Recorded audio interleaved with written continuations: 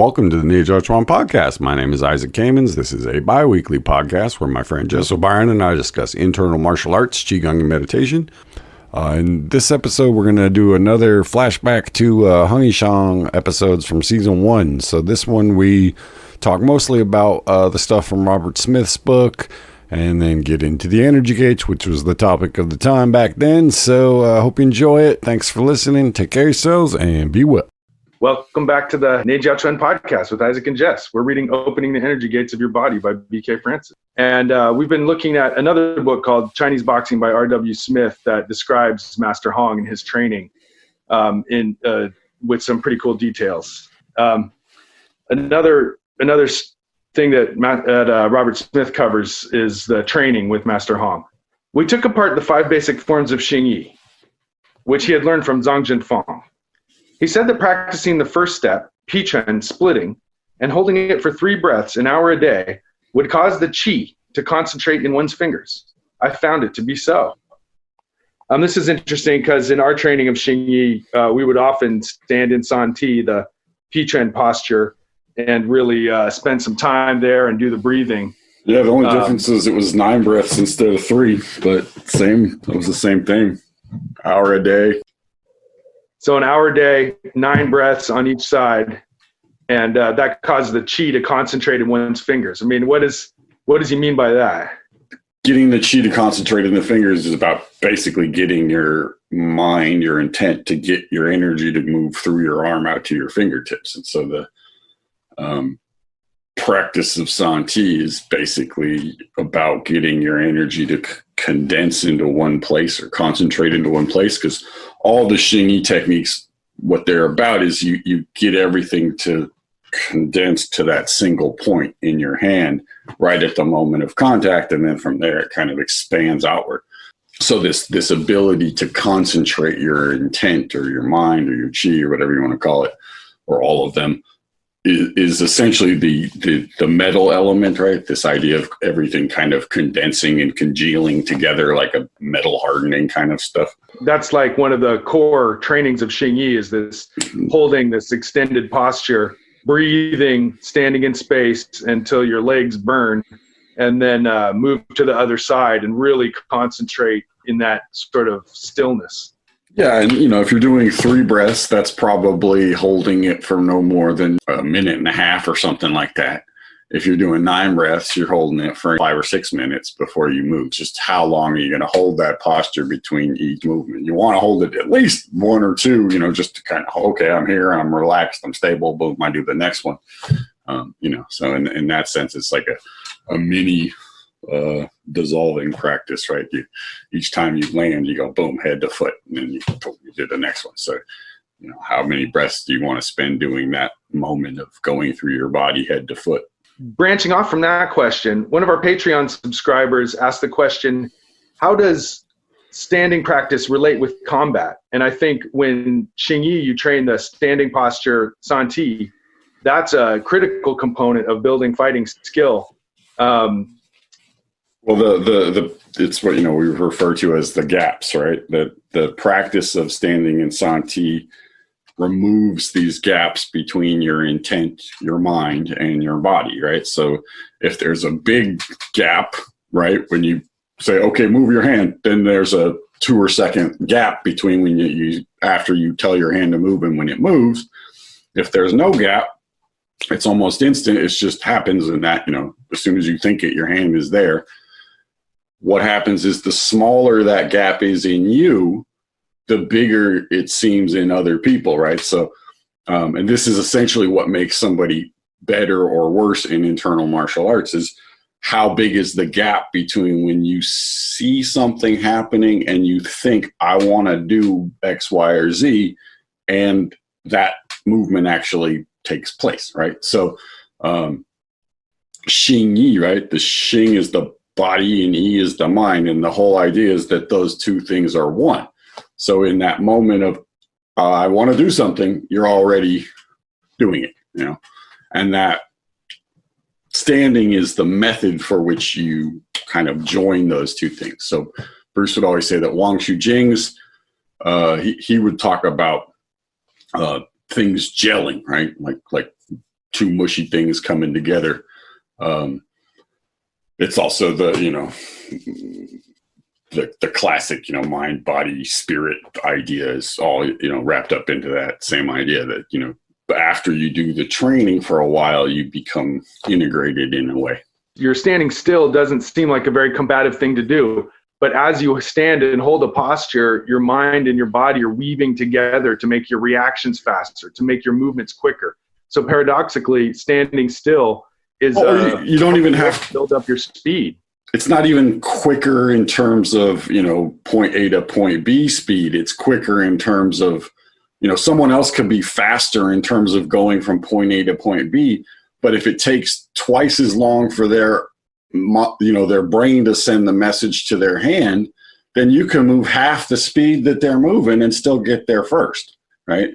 And so this is a lot of where this idea of, there's different kinds of speed. There's speed from touch. There's speed from point A to point B. There's the speed at which you can change internally, right? And all of those things are based on this idea that you have, this integrated mind body. It's not a metaphorical woo-wee-dooey thing. It's like, that's literally what you're trying to do. It's like, if you tell your finger to move, it moves. It doesn't wait for half a second to move. It just does it at that moment, and those gaps, you can feel them, at first when you're doing some kind of two-person practice, because you'll blink, you'll stop, you'll kind of throw your head back, but you won't move your feet, or you'll move your upper body, but you won't move your lower body, or you'll move your lower body, but you won't move your upper body. And so you create this kind of a wave, a disconnect, right? And all of those things are gaps in your intent and in your body. And that's like the reason Xing Yi does so much standing, and the reason standing is such a good thing for Qigong is because it makes that link. And then once you have that link, it's like not all the doors, but many of the doors are now open to you that weren't open to you previously. Otherwise known as, Gong Fu, right? Skill. You now have internal Gong Fu. You have that thing which cannot be described other than, it's just there. It's that amorphous it that martial artists always talk about. Someone's either got it or they don't, but nobody can really say what it is. It's just there when it's there, and it's in Xing Yi, the it is that ability to connect your mind to your body. So Mr. Smith goes on to talk about his training with Hong Yi-Xiang some more. We worked on a form of sticking hands similar to Tai Chi's pushing hands and did considerable unrehearsed close fighting. We pulled our punches, otherwise I would not have continued long. This was done by breaking the power at the wrist and slapping with the fist, which could still shake the person. Fairly so.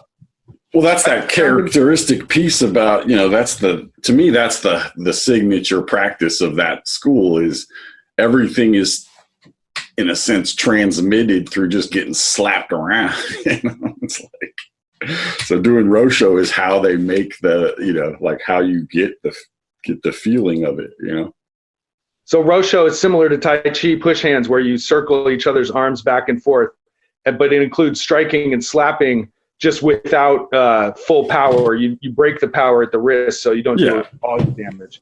It's it has a very, not similar, it has the same function as push hands has in Tai Chi, where you're learning how to apply all the internal stuff sort of at the moment of contact, right? So it takes away the piece about what do you do before you touch the other person, because that's a big one.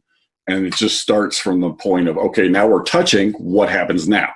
And that's applying the techniques. And so I think that's sort of the Bagua influence too. When you add more, Xing Yi would do more of the thing of, you do a technique 10 times, I do a technique 10 times, you do a technique 10 times, I do it. That's kind of their back and forth. Or something like Ansen Power, you do a set movement to learn how to move back and forth.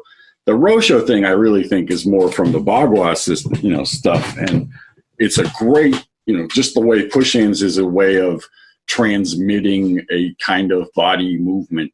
Rosho is essentially the same thing, that you're imparting the feeling of how to move, how to get hit, how to hit in this, two-person activity. So that brings up the next point that he talks about. He says during this during this sticking hands, I found Hung fairly slow and relatively easy to score on. However, the key element was missing: power. He had enormous power in a static position. And when this was complemented by his body weight in motion, one can see and feel his credentials as a fighter were bona fide. So Smith was able to tag him with little shots that didn't do much. But then when Master Hong retaliated, he put his body weight behind each strike and could hammer him with power, basically. So I once asked Bruce about Wang Shujing, but is the goal of all the power training to make it so that when the other person hits you, it doesn't do anything, right? I'm paraphrasing. And he said, yeah, it's essentially like if you get to that point where everybody that's hitting you is like a 3-year-old hitting an adult. It's like, what do you care if they tap you? It's not going to do anything. And then when you hit them, they're going to be unconscious. I think both of those guys had that thing of just because you touch me doesn't mean you hurt me. If you can take a blow from the other guy and doesn't do anything, that's over real quick. In our work in Rosho together, when you try to tap somebody with a little quick strike, you can often get that, but there's nothing behind it. So the speed of your hand isn't quite as important as the slower, more body connected slap or hit that gets delivered by somebody who's fully connected and fully engaged. That might feel slower, but on contact, it carries way more authority. Again, it's that thing about what kind of speed are you talking about, right? I mean, Hong Yi-Xiang was known for his, Bruce talks about the subtle hands. We've trained with other students of Hong Yi-Xiang, and it's that ability to articulate the hands is a big part of his thing, and it's that sort of speed at touch, right? Like not the speed that it takes you to get from your shoulder to their hand, but the speed that it takes from after you touch their hand to change that angle just a tiny little bit, so that their punch misses you or that you now have an angle to hit them. And I think that was, it's a particular thing, especially when you're a big guy. It's easier to stand there and kind of just wiggle around, and they can't hit you in any way that's going to hurt you. So you just can kind of hang out and move back and forth. And both Wang Shujing and Hong Yi-Xiang had that. It's like trying to hit a jellyfish or something. It's just going to wiggle out the way when you try to hit it. And I think a lot of that comes from that ability to access your body, and move things independently, which essentially is the purpose of all the standing stuff, is just to get that awareness in your body. I mean, one of the things about Bruce is he can do some freaky stuff with his body. He can move the plates of his skull and all this stuff. And all of that stuff is just an illustration of how well he can feel what's inside of his body. Because if you can feel something, you can move it, right? And so whether you're feeling the very subtle things that are happening in your hand against someone else's forearm, or you're feeling the things in your body and moving because of the way your arm is, it's all essentially the same skill. It's awareness and a control of your body. So moving to the next, to sort of wrap up our discussion of Hong Yi-Xiang here. Hong was no schoolboy. He was a hardened, earthy boxer. He was no great historical source, and some of his ideas were curious, but he was an unalloyed fighter. His reputation among boxers was high, secured through many street battles from which he had emerged unscathed. And these fights were rough affairs, swords often being employed. At least 2 young boxers I knew and practiced with died in such fights, but Hung survived, and grandly. He was so formidable that he often was asked to referee these battles. Hung loved fighting, and like Dempsey in his skirmishes, he was hard put to pull his punches. He once knocked me senseless with a chop to the base of the skull, and often shook my entire frame with broken power punches. Yeah, I know that one. That shot to the back of the skull is a familiar one, and that says it all about the type of martial artists that were practicing in Taiwan back in the days of the 1950s and 60s. It's just, well, again, and it speaks to that thing about it may not look good, but it works well, right? I mean, he may not be pretty and jumping around and doing fancy movements, but when he hits you, you fall down unconscious. Right. Yeah, forms beauty weren't really the specialty. Stuff like Rosho, standing, those give you the sort of rock solid basis for two-person activities such as sparring. And so the final piece here from Master Hong is the statement: the mind and chi were more important than the body, Hong said. That's pretty profound. It's pretty right there with what we've been taught. I mean, So, instead of necessarily doing push-ups or hitting a punching bag, although you could do those things too, developing the mind and chi is more important. Mm-hmm. So maybe those standing practices and the qigong that we're talking about form the basis for these type of martial arts, is the impression I'm getting. I think that's the sort of one of those common threads again with all these guys. Just like, if it wasn't useful, it didn't matter. Why do it? It had to have some sort of practical, pragmatic application. So all the chi stuff was very much there as an adjunct to the martial arts. It wasn't, it didn't make it. It wasn't like you could do it just chi. That the idea that just standing in a room by yourself for 20 years, you're going to learn how to fight. No, you might learn how to move chi, but it's a very different thing to move your chi or to move power, or to move someone else. All right, returning to opening the energy gates of your body, we're looking at the principles behind the dissolving process. So he's talking here about the ancient Taoists and how our universe is composed of different types of energies. Taoist Qigong follows the basic alchemical methodology of raising slow, condensed energetic vibrations to more subtle, faster, and expansive vibrations. And in this way, you learn to create physical health, emotional well-being, psychic clarity, and ultimately developing your spirit and even the Tao itself. And this recalls to me the idea of the 8 different energy bodies that is often taught in relation to this Taoist Qigong. Right. The idea is the physical body. And the second body is the energy body that we've been talking about here in opening the energy gates. Right. So the ones that deal with Qigong, right, or Qigong as a health practice are the first 2 and a little bit of the third, right? So the third being your emotional body, right? That, making your body feel good improves your emotional state, but that's not the same as working with the higher emotions, like the stuff, the deeper stuff, why you feel the way you do, essentially. And then you get into the spiritual practices, right? And beyond that, there's the bodies of karma, the bodies of your individual nature, and finally the body of the Tao itself, if you want to go all through all the 8 right, bodies. So the first 3 have to do with your physical body. The second 3 are kind of like your abilities that your mind can take care of. And the last ones are stuff that takes you, quote unquote, into enlightenment, right? What makes you you, and what makes you part of the collective unconscious, or whatever you want to call it, that this thing that we're all connected to, right? He calls it the nature of the universe, the Tao. And that's what, that's the Taoists have their word for it. And, everybody else some people call it God. It's just that thing that is out there that when you seem to tap into it, you get information from somewhere, And I think Taoists I've always used that as like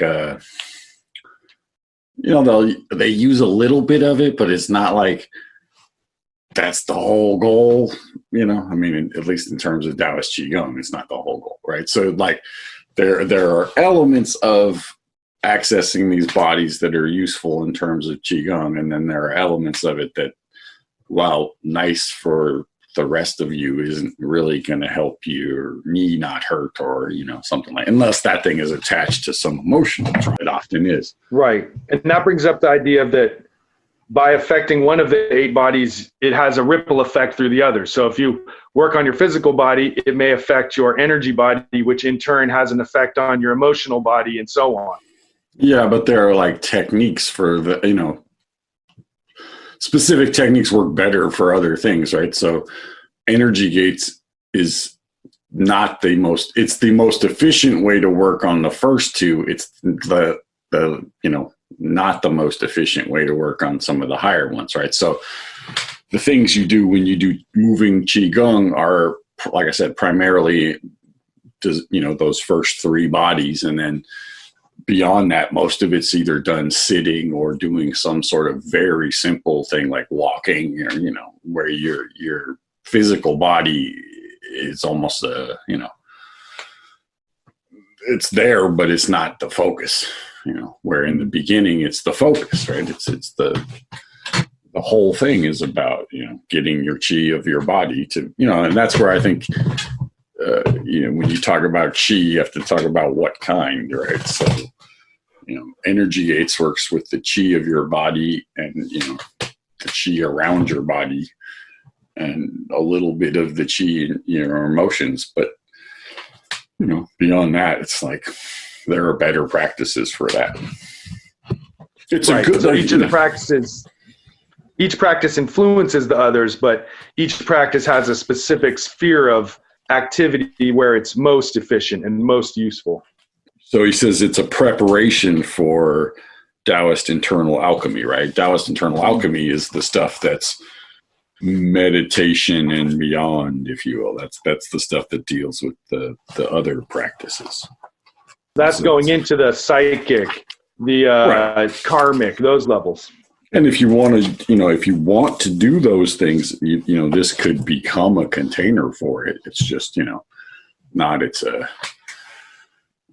original intent, if you will. That makes sense to me. It's like Bagua. Bagua can be a meditative practice. It can also just be a martial practice. What the intent you put into it is also, a big part of what the thing becomes. You could do energy gates like a martial art, You watch some of those old videos of Bruce when he does the swings. It's like, that looks like, so he's, looks like hitting something. Right. He's slapping hard. Yeah. It's like, ow, that would hurt if you got in the way of those arms, it would not be good for you. Whereas, as it's generally taught with a little softer edge to it so that you can apply it towards your more health practice or meditative practice. Yeah, well, but the seed is still there. The seed of the martial side is definitely still within it. Right. I mean, I think that one of the things that's shifted over time is the emphasis on martial arts has become less emphasized. So when I first started with Bruce, it was he would say things about how this is a martial tradition, and now it's less of that. So, but all of these guys that we're talking about were all both very good at martial arts and very good at healing in some way or another. Whether that healing was done hands-on or was done through meditation or was done through Qigong, it's still healing, There's always a healing aspect, a medical aspect of each of these martial arts practices. Right. Well, it's that thing of it can be a martial practice, can be a health practice, and it can be a spiritual practice. And that's essentially going through those bodies, right? I mean, martial practices is essentially something you do with your body, right? Your physical body. Health practice is something you do with the energy that runs through your body. And then those meditative practices affect the mind and the emotion to begin with. Those go into the mind. And so wrapping up this chapter on energy gates, he ends by saying, just be gentle with yourself. Don't force your chi. If you have a block you can't dissolve, you just go on around, let it go, and just keep working with the rest of your body. Don't get stuck on anything feeling like you have to achieve it before you can move on. And I think there's a dichotomy in the training, because on one level, you don't want to move on to the next thing until you've mastered one thing. But on the other hand, you can't get stuck in one spot forever. You've got to sort of do as much as you can and then move on to the next thing, which will kind of help you go back later and finish up what you did previously. So there's a balance there. Yeah, it's like you have to put effort into it, but you don't want to push yourself and you want to focus on things, but you don't want to get stuck there, right? So addressing an issue is fine, but making that, whether or not you complete that one thing, the sort of the parameter for whether or not you move beyond that, it gets you into trouble, because then you're putting all this like pressure on yourself, like I got to do this or I can't go further. And two, it's like that thing may not be attached to something that to a level that you're at yet. So you may have to go several layers down before you can even tap into that thing. So that's that sense of just finding your own way, doing it your own pace. Don't let other people's expectations or requirements drive you. You've got to do it pretty organically, and each person has their own sort of path to finding this. Right. I mean, and don't let your own things get in the way. I mean, that's also part of it. Your own expectations and stuff like that. All right, bro. Talk to you later. Bye. Hey, folks, thanks for listening. Hope you enjoyed our little flashback into Hong Yi-Xiang there. I think we got one more flashback episode before we begin season 4, which will start in August. If you'd like to listen to our episodes ad-free, you can join our Patreon for $5 a month or $10 a month. $5 a month gets you the basic membership with no ads, early episodes, and $10 a month gives you access to our entire archive. Okay, thanks for listening. Take care of yourselves and be well.